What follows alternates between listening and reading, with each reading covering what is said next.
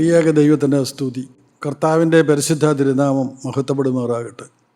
കർത്താവിനാൽ അനുഗ്രഹിക്കപ്പെട്ട വിശ്വാസികളുടെ സമൂഹത്തിന് യേശുക്രിസ്തുവിൻ്റെ അതിപരിശുദ്ധമായ നാമത്തിൽ എൻ്റെ സ്നേഹവന്ദനം. വിശുദ്ധ യോഹന്നാന്റെ സുവിശേഷം 14-ാം അധ്യായം കർത്താവ് തൻ്റെ അപ്പോസ്തലന്മാരിൽ 11 പേർക്ക് അവസാനമായി കൊടുക്കുന്നതായ പ്രസംഗമാണ്.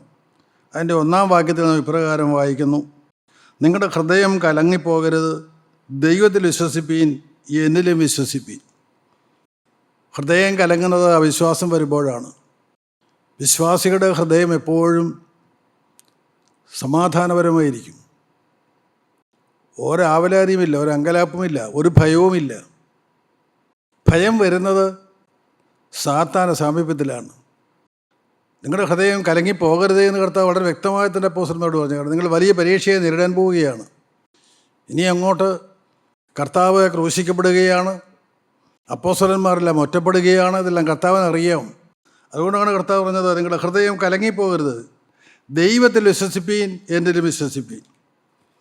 ദൈവത്തിൽ വിശ്വസിക്കുന്നവൻ, കർത്താവായ യേശുക്രിസ്തുവിൽ വിശ്വസിക്കുന്നവൻ, അവൻ കലങ്ങുകയില്ല, അവൻ ഭയപ്പെടുകയില്ല. വിശുദ്ധ ലൂക്കോസിൻ്റെ സുവിശേഷം 24-ാം അധ്യായം അതിൻ്റെ 38-ാമത്തെ വാക്യത്തിൽ ഉയർത്തെഴുന്നേറ്റ കർത്താവായ യേശുക്രിസ്തു അപ്പോസ്തലന്മാർക്ക് പ്രത്യക്ഷനാകുമ്പോൾ അവരോട് പറയുന്നൊരു വാക്യമുണ്ട്. അവൻ അവരോട്, നിങ്ങൾ കലങ്ങുന്നത് എന്ത്? നിങ്ങളുടെ ഹൃദയത്തിൽ സംശയം പൊന്തുന്നതും എന്ത്? ഉയർത്തെഴുന്നേറ്റ കർത്താവിനെ കണ്ടപ്പോൾ അത് ഭൂതമാണോ എന്നവർ ചിന്തിച്ചു പോയി.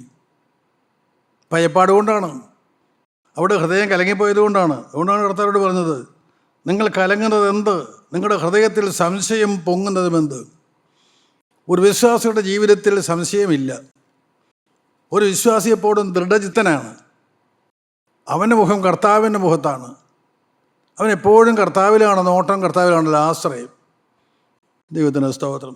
യോഹന്നാന്റെ സുവിശേഷം 14-ാം അധ്യായം 27-ാമത്തെ വാക്യത്തിലും കർത്താവ് അതിൻ്റെ അപ്പോസ്തലന്മാരോട് പറഞ്ഞു: സമാധാനം ഞാൻ നിങ്ങൾക്ക് തന്നേച്ചു പോകുന്നു, എൻ്റെ സമാധാനം ഞാൻ നിങ്ങൾക്ക് തരുന്നു.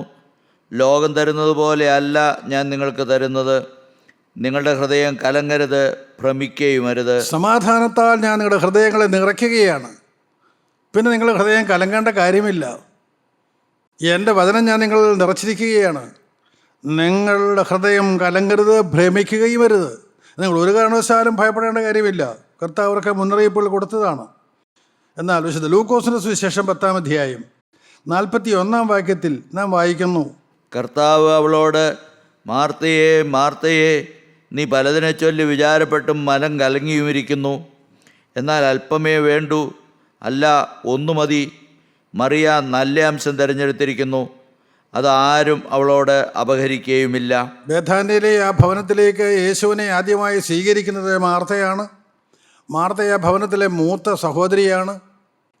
എന്നാൽ ആ മാർത്തയാണ് വാസ്തവത്തിൽ യേശുവിനെ സൽക്കരിക്കുന്നതിന് വേണ്ടി ബന്ധപ്പെട്ട കാര്യങ്ങളെല്ലാം ചെയ്തുകൊണ്ടിരിക്കുന്നത്. ആഹാരം പാകം ചെയ്യുന്നുണ്ട്. മറിയ കർത്താവിൻ്റെ കാൽക്കൽ ഇരുന്ന് വചനം കേട്ടുകൊണ്ടിരിക്കുകയാണ്. മാർത്തയെ സഹായിക്കാൻ ചെല്ലുന്നില്ല. മാർത്ത വളരെയേറെ അധ്വാനിക്കുന്നുണ്ട്. എന്നാൽ നാം ഇങ്ങനെയാണ് വായിക്കുന്നത്: പ്രവർത്തിക്കുന്നുണ്ട്, പക്ഷേ ഹൃദയത്തിൽ പരിഭവം. മാർത്തയ്ക്ക് മറിയോട് പരിഭവമുണ്ട്, യേശുവിനോടും പരിഭവമുണ്ട്.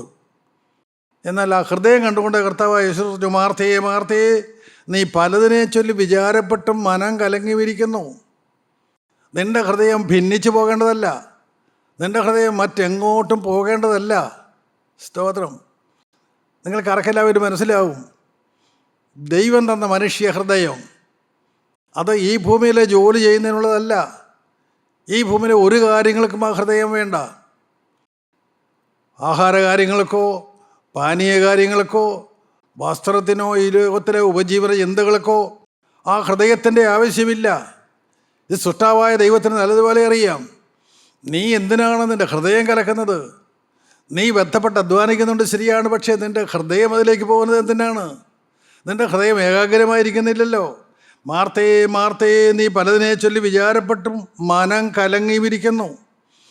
ഇന്ന് അനേക ദൈവമക്കൾ, ബഹുഭൂരിപക്ഷം പേരും വാസ്തവത്തിൽ വിശ്വാസികളെന്ന് അഭിമാനിക്കുന്നവർ മനം കലങ്ങിയിരിക്കുകയല്ലേ? ജീവിത പ്രശ്നങ്ങളിൽപ്പെട്ട് ഉഴലുകയല്ലേ, വലയുകയല്ലേ? ഇതെല്ലാം തങ്ങളുടെ ഹൃദയത്തിൽ എടുത്തു വെച്ചുകൊണ്ടിരിക്കുകയല്ലേ? നിങ്ങൾ എന്ത് തിന്നും, നിങ്ങൾ എന്ത് കുടിക്കുമെന്ന് നിങ്ങളുടെ ജീവനായിക്കൊണ്ടും നിങ്ങൾ എന്ത് ധരിക്കുമെന്ന് നിങ്ങളുടെ ശരീരമായിക്കൊണ്ടും വിചാരപ്പെടരുത് എന്ന് കർത്താവ് വ്യക്തമായി പറഞ്ഞതാണ്. ഈ വകയൊക്കെയും ലോകജാതികൾ അന്വേഷിക്കുന്നു. ദൈവമില്ലാത്തവർ, പ്രത്യാശയില്ലാത്തവർ, ഒരു നാഥനില്ലാത്തവർ, അവരാണ് ഇതൊക്കെ അന്വേഷിക്കുന്നത്. നിങ്ങളതൊന്നും അന്വേഷിക്കേണ്ട, നിങ്ങൾ സ്വസ്ഥമായിരിക്കേണ്ടതാണ്. കർത്താവ് പറഞ്ഞു, വളരെ വ്യക്തമായി പറഞ്ഞു. നിങ്ങൾ അറയിൽ കടന്ന് വാതിലടച്ച സ്വർഗസ്ഥനായ നിങ്ങളുടെ പിതാവിനോട് പ്രാർത്ഥിക്കുക. നിങ്ങൾക്ക് ആവശ്യമുള്ളത് എന്തായെന്ന് അവൻ അറിയുന്നു, അവനത് നിങ്ങൾക്ക് തരും. മുന്നമേ അവൻ്റെ രാജ്യവും നീതിയും അന്വേഷിപ്പിക്കാൻ, അതുകൊണ്ട് നിങ്ങൾക്ക് സകലതും കിട്ടും. ദൈവത്തിൻ്റെ വാഗ്ദത്തമുണ്ട്, കർത്താവിൻ്റെ വാക്കുമാറാത്തതായ വചനം, വ്യക്തമായ വചനമുണ്ട്. പക്ഷെ മനുഷ്യൻ്റെ ഹൃദയം കലങ്ങുന്നു. ദൈവം ചിന്തിക്കേണ്ടതായ കാര്യങ്ങൾ മനുഷ്യൻ ചിന്തിച്ചു കൂട്ടുന്നു. ദൈവം ചെയ്യേണ്ടതായ കാര്യങ്ങൾ ഞാൻ ചെയ്തോളാമെന്ന് അവൻ പറയുന്നു. ദൈവത്തിലെ ദൈവം വഹിക്കുന്ന കാര്യങ്ങൾ നിനക്ക് വഹിക്കാൻ പറ്റുമോ? ദൈവത്തിൻ്റെ സ്തോത്രം. നീ വളരെ ശാന്തമായിരിക്കുകയാണ് വേണ്ടത്. അതുകൊണ്ടാണ് കർത്താവ് മാർത്തയോട് അങ്ങനെ പറഞ്ഞത്.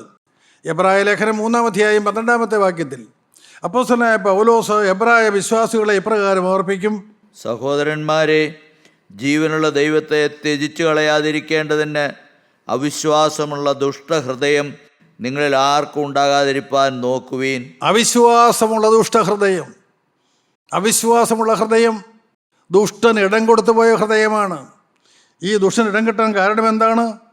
ഈ ദുഷ്ടൻ ഇടം കിട്ടാൻ കാരണം സംശയം പോകുന്നു, ഹൃദയത്തിൽ അവിശ്വാസം വരുന്നു.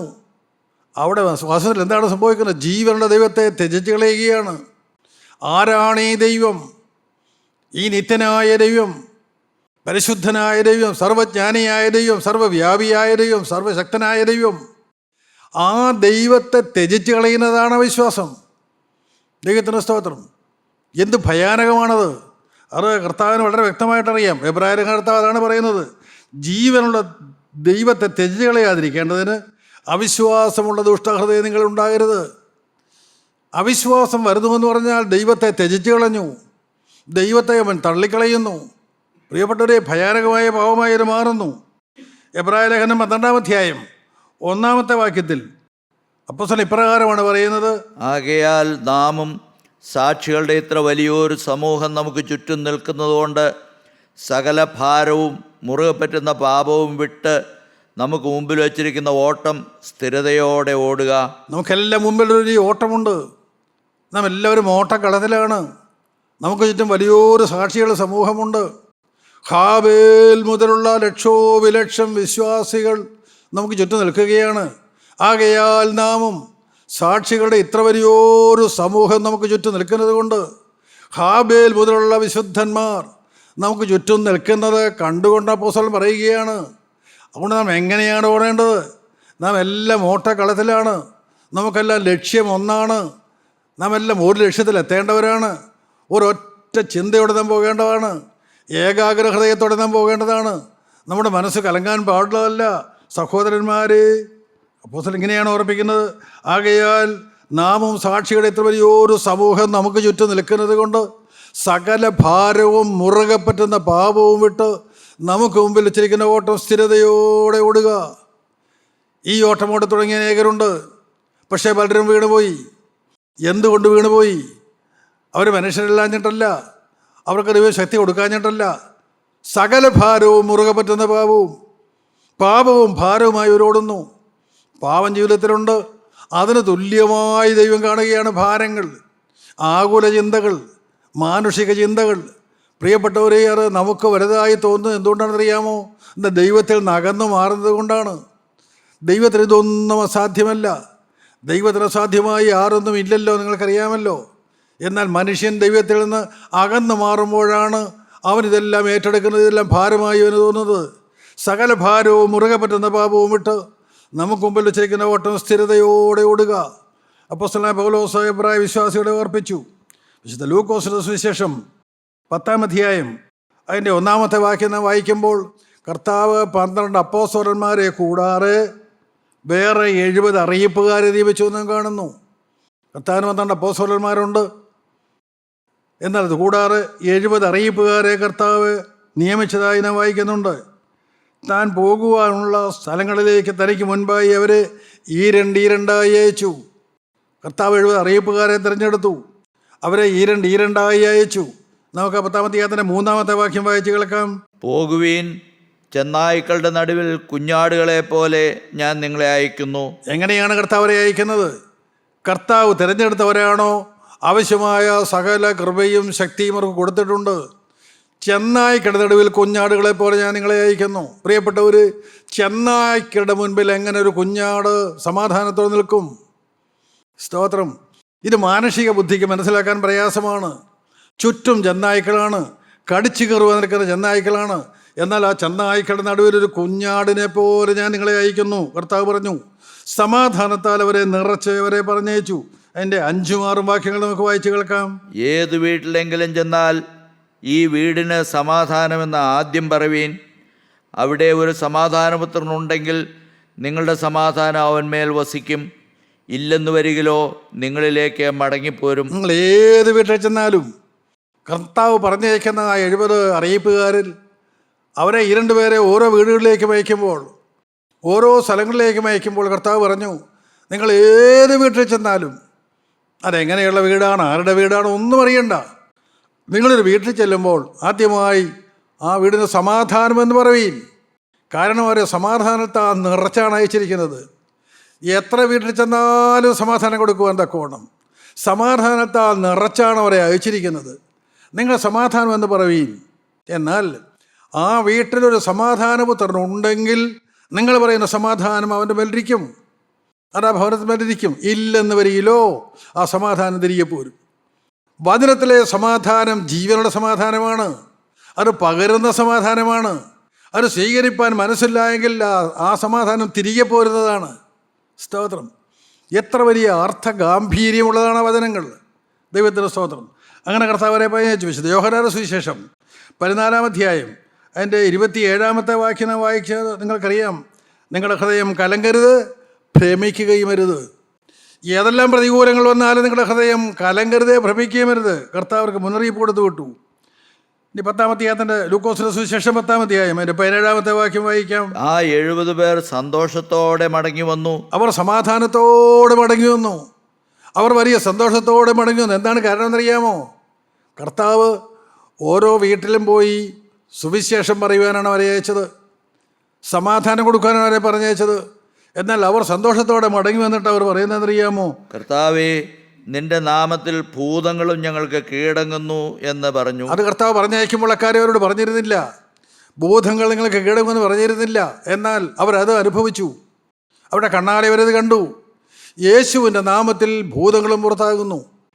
ആ സന്തോഷ വാർത്തയുമായിട്ടാണ് അവർ മടങ്ങി വരുന്നത്. കർത്താവേ, നിന്റെ നാമത്തിൽ ഭൂതങ്ങളും ഞങ്ങൾക്ക് കീഴടങ്ങുന്നു എന്ന് പറഞ്ഞു. ലൂക്കോസ് സുവിശേഷം 10-ാം അധ്യായം 20-ാം വാക്യം. എങ്കിലും ഭൂതങ്ങൾ നിങ്ങൾക്ക് കീഴടങ്ങുന്നതിലല്ല, നിങ്ങളുടെ പേർ സ്വർഗത്തിൽ എഴുതിയിരിക്കുന്നതിലത്രേ സന്തോഷിപ്പീൻ. കർത്താവ് പറഞ്ഞു, ഭൂതങ്ങൾ നിങ്ങൾക്ക് കീഴടങ്ങുന്നതിലല്ല, ഈ ലോകത്തിലെ അത്തരം കാര്യങ്ങളിലൊന്നുമല്ല. പക്ഷേ നിങ്ങൾക്ക് സന്തോഷിക്കാൻ വകയുണ്ട്. നിങ്ങളുടെ പേര് സ്വർഗത്തിൽ എഴുതിയിരിക്കുന്നു, നിങ്ങളുടെ പേര് ജീവൻ്റെ പുസ്തകത്തിൽ എഴുതിയിരിക്കുന്നു. ദൈവത്തിൻ്റെ സ്തോത്രം. അത് വിലയേറിയ കാര്യമാണ്. ജീവപുസ്തകത്തിൽ പേരെഴുതി കാണാത്ത ഏവരെയും തീപ്പൊയ്കയിൽ തള്ളിയിടും. വളരെ വ്യക്തമാണ് വചനം.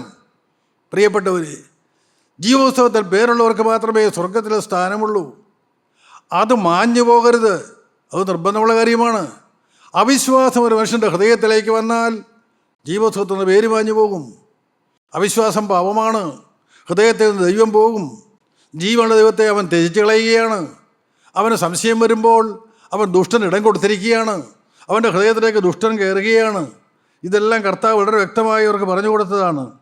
എന്നാൽ വിശുദ്ധ ലൂക്കോസിന്റെ സുവിശേഷം 24-ാം അധ്യായത്തിലേക്ക് നമുക്ക് വരാം. 24-ാം അധ്യായത്തിൻ്റെ 13-ാമത്തെ വാക്യത്തിൽ നാം ഇപ്രകാരം വായിക്കുന്നു. അന്ന് തന്നെ അവരിൽ 2 പേർ യെരുശലേമിൽ നിന്ന് 7 നാഴിക ദൂരമുള്ള എമ്മൗസ് എന്ന ഗ്രാമത്തിലേക്ക് പോകയിൽ ഈ സംഭവിച്ചതിനെക്കുറിച്ചൊക്കെയും തമ്മിൽ സംസാരിച്ചു കൊണ്ടിരുന്നു. അന്ന് തന്നെ എന്ന് കർത്താവായ യേശു ഉയർത്തെഴുന്നേറ്റ ദിവസം കർത്താവ് തിരഞ്ഞെടുത്തതായ 70 അറിയിപ്പുകാരിൽ 2 പേര് കർത്താവായ യേശു ഉയർത്തെഴുന്നേറ്റ ദിവസം യെരൂശലേമിൽ നിന്ന് എമ്മൗസിലേക്ക് പോവുകയാണ്. എന്തിനാണ് അവർ പോകുന്നത്? അവർ പിന്മാറിപ്പോവുകയാണ്. ഇന്ന് അനേക വിശ്വാസികൾ പിന്മാറ്റത്തിലാണ്. അവർ ദൈവത്തോടൊരു വാക്ക് പറഞ്ഞവരാണ്. ഒരിക്കൽ ദൈവമായുള്ള ബന്ധത്തിലേക്ക് വരുമ്പോൾ അവർ ദൈവത്തോടൊരു വാക്ക് പറഞ്ഞു. ഞാൻ സാത്താനെ ഉപേക്ഷിക്കുന്നു, മിശിഹാതമ്പുരാനെ ഞാൻ സ്വീകരിക്കുന്നു. അത് സ്വരത്തിൻ്റെ വ്യത്യാസത്തിൽ കാണും, അക്ഷരങ്ങളുടെ വ്യത്യാസം കാണും, ആശയമെല്ലാം ഒന്ന് തന്നെയാണ്. സാത്താനെ ഉപേക്ഷിക്കുന്നു, മിശിഹാതമ്പുരാനെ സ്വീകരിക്കുന്നു. ഈ ഒരു വാക്രവ്യത്തോട് പറഞ്ഞിട്ടാണ് അവൻ ക്രിസ്തീയ ജീവിതം ആരംഭിച്ചത്. എന്നാൽ ഇവിടെ നാം കാണുന്നു, ആ 70 പേരിൽ 2 പേർ, അവർ 2 പേർ യെരുശലേമിൽ നിന്ന് 7 നാഴിക ദൂരമുള്ള എമ്മൂസിലേക്ക് പോകുമ്പോൾ, യെരുശലേമിൽ നിന്ന് 11 കിലോമീറ്റർ അകലെയാണ് എമ്മൂസ്. അവിടെയായിരുന്നു അവരുടെ വീട്. എന്നാൽ കർത്താവായ യേശു ക്രിസ്തുവിനെക്കുറിച്ചുള്ള വാർത്ത കേട്ടവർ യേശുവിൻ്റെ വചനം കേട്ടു. കർത്താവ് തിരഞ്ഞെടുത്ത 70 പേരിൽ ഈ 2 പേരും ഉണ്ടായിരുന്നു. അവരെ സമാധാനത്തോടെ കർത്താവിൻ്റെ വേല ചെയ്തതാണ്, സന്തോഷത്തോടെ കർത്താവിൻ്റെ വേല ചെയ്തതാണ്. ഭൂതങ്ങളിലവർക്ക് കീഴടങ്ങിയതാണ്, ജീവൻ്റെ പുസ്തകത്തിൽ അവർക്ക് പേരെഴുതി കിട്ടിയതാണ്. സ്തോത്രം. എന്നാൽ പ്രിയപ്പെട്ടവർ, അവർ 2 പേര് യെരുശലേമിൽ നിന്ന് എമ്മൂസിലേക്ക് പോവുകയാണ്. എന്താണ് ആ യാത്ര? അത് മടക്കയാത്രയാണ്, അത് പിന്മാറ്റമാണ്. അവർക്ക് വിശ്വസിക്കാനും കഴിഞ്ഞില്ല. അവർ കണ്ടതായ യേശു ഇതാ നിസ്സഹായനായി ക്രൂശിൽ മരിച്ചു. അവരങ്ങനെയൊന്നുമല്ല പ്രതീക്ഷിച്ചത്. ആ യേശുവിനെ അടക്കി 3 ദിവസമായി. അവർ വിചാരിച്ചു എല്ലാം വെറുതെ ആയിപ്പോയി. എമ്മൂസിലെ വീട് എന്നേക്കുമായി അടച്ചു പൂട്ടി കർത്താവിൻ്റെ വേലയ്ക്ക് വേണ്ടി വന്നവരാണ്. കർത്താവ് മരിച്ചു, അവരുടെ വേല തീർന്നു, വിശ്വാസം പോയി. അവർ അവിശ്വാസികളായിപ്പോയി. അന്ന് തന്നെ അവർ 2 പേർ യെരുശലേമിൽ നിന്ന് 7 നാഴിക ദൂരമുള്ള എമ്മൂസ് എന്ന ഗ്രാമത്തിലേക്ക് പോവുകയിൽ ഈ സംഭവിച്ചതിനെക്കുറിച്ച്, എന്താണ്, യേശുവിൻ്റെ ക്രൂശ് മരണത്തെക്കുറിച്ചാണ് അവർ സംസാരിച്ചുകൊണ്ടിരിക്കുന്നത്. സ്തോത്രം. അതാണ് അവരുടെ സംസാര വിഷയം. നമുക്ക് അതിൻ്റെ 15-ാം വാക്യം വായിക്കാം. സംസാരിച്ചും തർക്കിച്ചും കൊണ്ടിരിക്കുമ്പോൾ യേശുദാനും അടുത്തിയെന്ന് അവരോട് ചേർന്ന് നടന്നു. അവർ സംസാരിക്കുക മാത്രമല്ല, അവർ സംസാരിക്കുകയും തർക്കിക്കുകയുമാണ്. സഹോദരീ സഹോദരങ്ങളെ, നിങ്ങളുടെ കുടുംബജീവിതത്തിലേക്ക് നിങ്ങളിപ്പോൾ ഒന്ന് തിരിഞ്ഞു നോക്കുമോ? ദൈവം കൂട്ടിച്ചേർത്ത ദൈവമക്കൾ, ആ ദൈവമക്കളുടെ ജീവിതത്തിൽ സംസാരവും തർക്കവും ഉണ്ടാകുന്നുണ്ടോ? അഭിപ്രായ ഭിന്നത ഉണ്ടാകുന്നുണ്ടോ? ആത്മീയ കാര്യങ്ങളുടെ അഭിപ്രായ ഭിന്നത ഉണ്ടാകുന്നുണ്ടോ? ഓർത്തുകൊള്ളുക, അവിശ്വാസം കടന്നു കഴിഞ്ഞു, അവിശ്വാസം കൂടെ കയറി കൂടിക്കഴിഞ്ഞു. അവർ സംസാരിച്ചും തർക്കിച്ചും കിടക്കുമ്പോൾ ഉയർത്തെഴുന്നേറ്റ കർത്താവായ യേശു ക്രിസ്തു അവരോട് ചേർന്ന് നടന്നു. അവർ ദൈവത്തിൽ നിന്ന് അകലുകയാണ്, എന്നാൽ അവരോട് ചേർന്ന കർത്താവായ യേശു ക്രിസ്തു നടന്നു. ദൈവത്തിൻ്റെ സ്തോത്രം. ഞാനിങ്ങനെ ഭാവനയിൽ ചിന്തിക്കും. അവർ 2 പേരും സംസാരിക്കുന്നുണ്ട്, തർക്കിക്കുന്നുണ്ട്. ഭാര്യയും ഭർത്താവുമാണ്, അത് നമുക്ക് പിന്നാലെ ചിന്തിക്കാം. അവർ 2 പേരുടെയും നടുക്ക് കർത്താവായ യേശു ക്രിസ്തു, ഉയർത്തെഴുന്നേറ്റ കർത്താവ് അവരോട് ചേർന്ന് നടക്കുകയാണ്. ഒരു വഴിയാത്രക്കാരനെ പോലെ നടക്കുകയാണ്. ആരാണെന്ന് അവർക്ക് അറിഞ്ഞുകൂടാ. നമുക്ക് അടുത്ത വാക്യം വായിക്കാം, 16-ാമത്തെ വാക്യം. അവനെ അറിയാതവണ്ണം അവരുടെ കണ്ണ് നിരോധിച്ചിരുന്നു. അവരുടെ കണ്ണുകൾ അടഞ്ഞു പോയിരുന്നു, അവരുടെ ആത്മക്കണ്ണുകൾ അടഞ്ഞു പോയിരുന്നു. കർത്താവിൻ്റെ വേല ചെയ്തവരാണ്, കർത്താവിൻ്റെ അറിയിപ്പുകാരാണ്, കർത്താവിൻ്റെ ശിഷ്യന്മാരാണ്. എന്നാൽ കർത്താവിനെ തിരിച്ചറിയാതവണ്ണം അവരുടെ ആത്മക്കണ്ണുകൾ അടഞ്ഞു പോയി. ഇന്ന് അനേകരുടെയും അവസ്ഥ ഇത് തന്നെയല്ലേ? കർത്താവൊരിക്കൽ കണ്ണ് തുറന്നു തന്നതാണ്. മാമോദിസ സമയത്ത്, സ്നാനസമയത്ത് കർത്താവിൻ്റെ പാപങ്ങളെ കഴുകി തന്നതാണ്. യേശുവിൻ്റെ തിരുരക്തത്താൽ സകല പാപങ്ങളെയും കഴുകി തന്നതാണ്. ആത്മാവിനെ തന്നതാണ്. ജീവിതത്തിലുള്ള സർവ്വശക്തികൾ നമുക്ക് തന്നതാണ്. അങ്ങനെ നാം എല്ലാം ജീവിച്ചവരാണ് ഒരു സമയത്ത്. എന്നാൽ പാപത്തിൻ്റെ ശോധനകൾ വന്നപ്പോൾ നാം പാപത്തിലേക്ക് തിരിഞ്ഞുവോ, ക്രിസ്തുവിലേക്ക് തിരിഞ്ഞുവോ? നാം വിശ്വാസികളായി തുടർന്നുവോ, ഒരു അവിശ്വാസത്തിലേക്ക് പോയോ? നിങ്ങൾ ശാന്തമായി ചിന്തിക്കേണ്ടിയിരിക്കുന്നു. അവരുടെ ആത്മക്കണ്ണുകൾ അടഞ്ഞുപോയി. പുറമേയുള്ള കാഴ്ചയുണ്ട്, പുറമേ അവർ കണ്ടുകൊണ്ടാണല്ലോ നടക്കുന്നത്. അവർ പെരുവഴിയിലൂടെയാണ് നടക്കുന്നത്. യെരുശലേമിൽ നിന്ന് എമ്മൂസിലേക്ക് പോകുന്ന റോഡിലൂടെയാണ് അവർ നടക്കുന്നത്. അവർക്കെല്ലാം കാണാം. എന്നാൽ അവരുടെ ആത്മക്കണ്ണുകൾ അടഞ്ഞുപോയി. ദൈവമായുള്ള ബന്ധം നഷ്ടപ്പെട്ടു പോയി. അവർ അവിശ്വാസത്തിലേക്ക് പോയി. അവർ യേശുവിനെ തിരിച്ചറിയാതെ പോയി. നമുക്ക് അടുത്ത വാക്യം വായിക്കാം. അവൻ അവരോട്, നിങ്ങൾ വഴി നടന്ന് തമ്മിൽ വാദിക്കുന്ന ഈ കാര്യം എന്ത് എന്ന് ചോദിച്ചു. അവിടെ നമുക്കൊരു കാര്യം കാണാം. അവർ വാടിയ മുഖത്തോടെ നിന്നു. സ്തോത്രം. അവർ വാടിയ മുഖത്തോടെ നിന്നു.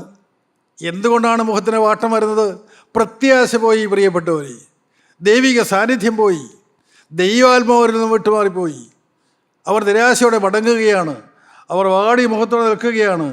കർത്താവ് വളരെ ശാന്തനായി ഒരു വെറും സഹയാത്രികനെ പോലെ കൂടെ നടന്നുകൊണ്ട് കർത്താവിനോട് ചോദിച്ചു, നിങ്ങൾ തമ്മിൽ വാദിക്കുന്ന ഈ കാര്യം എന്താണ്?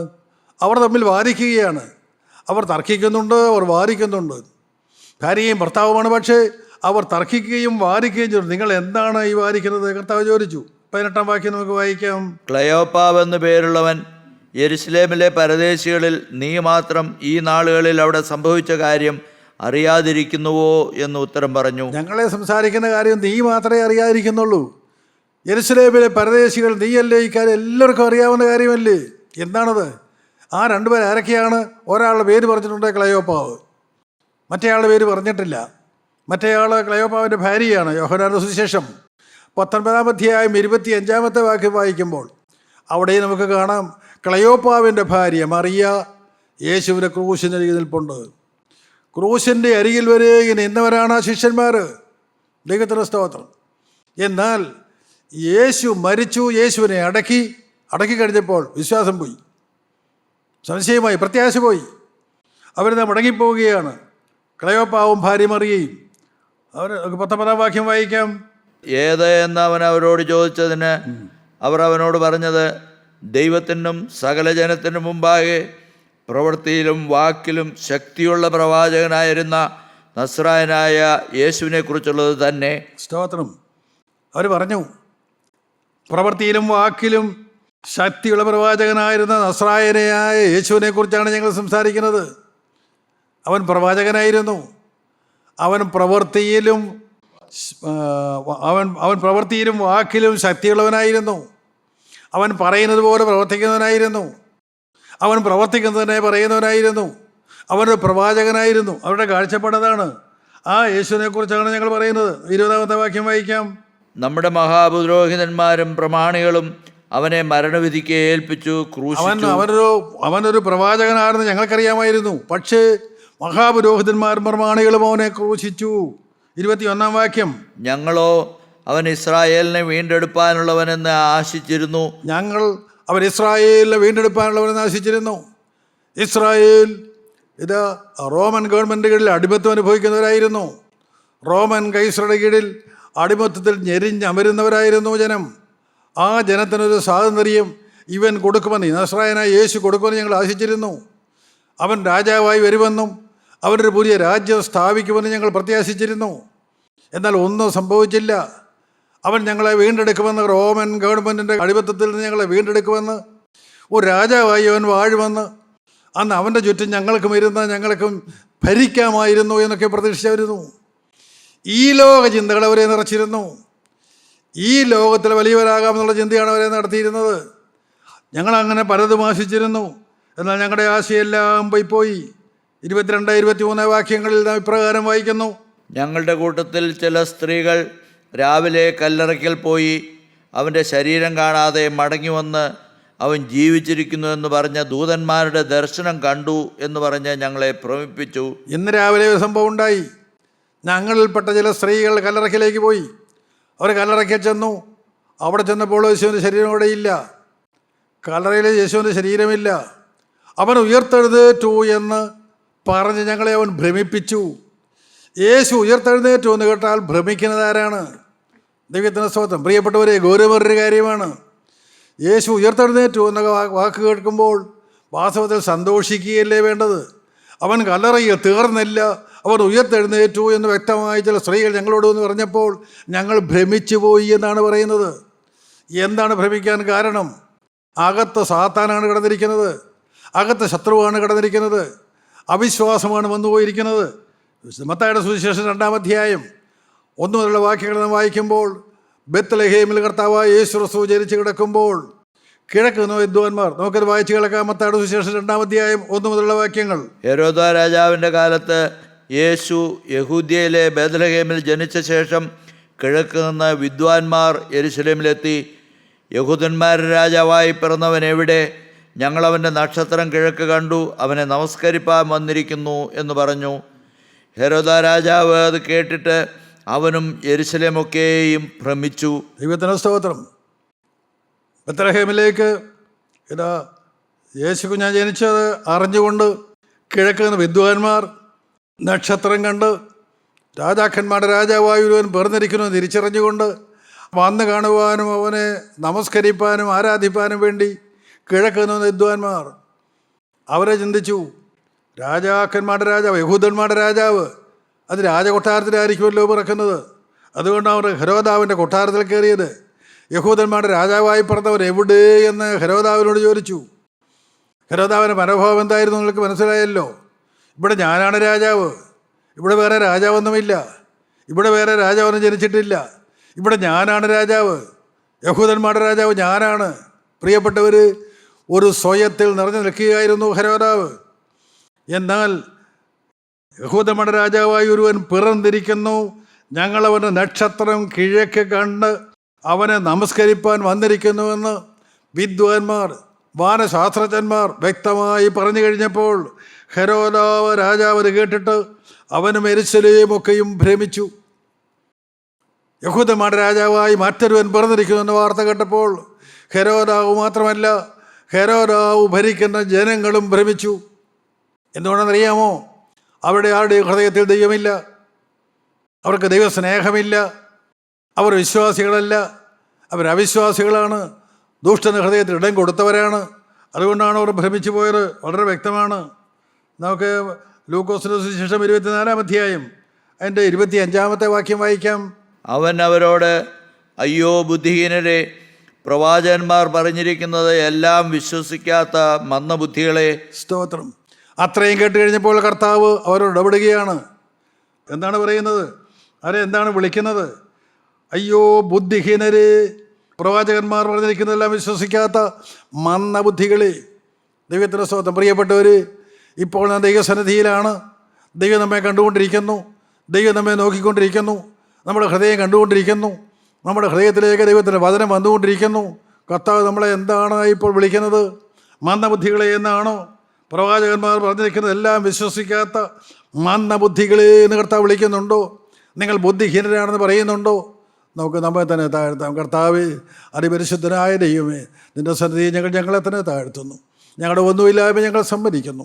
കർത്താവെ, ഞങ്ങൾ മാനുഷികമായി ചിന്തിക്കുന്നവരാണ്, ഞങ്ങൾ പരിഭ്രമിക്കുന്നവരാണ്, ഞങ്ങൾ പലപ്പോഴും തന്നെ അവിശ്വാസത്താൽ ത്യജിച്ച് കളഞ്ഞവരാണ്. ഞങ്ങളോട് മനസ്സിലിയണമേ കർത്താവെ. ഇപ്പോൾ അവിടുന്ന് ഞങ്ങളുടെ മേൽ സമാധാനം തരണമേ. നീ സമാധാന പ്രഭുവാണെന്ന് ഞങ്ങൾക്കറിയാം.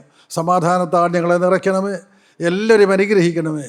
ആളാം പ്രതി അനുഗ്രഹിച്ച് കർത്താവെ രണ്ടാമത്തെ വരവിനായി ഞങ്ങളെ എല്ലാവരെയും ഒരുക്കണമേ.